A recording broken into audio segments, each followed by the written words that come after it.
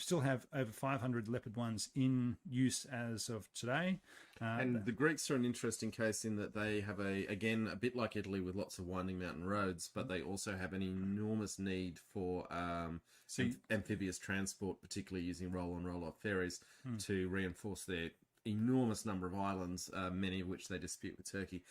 So it's an interesting choice in that the Greeks literally can't go for a tank much over 40 tons. Yeah. So that I think that explains, plus that, and they've had a lot of economic crises, and yeah.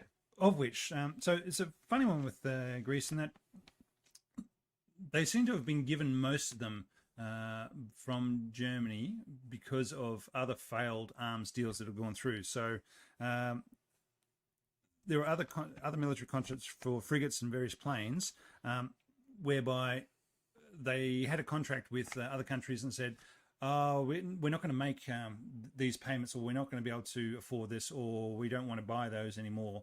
I'm not actually sure of the full details, but in recompense for those other arms deals, they got more Leopard 1s.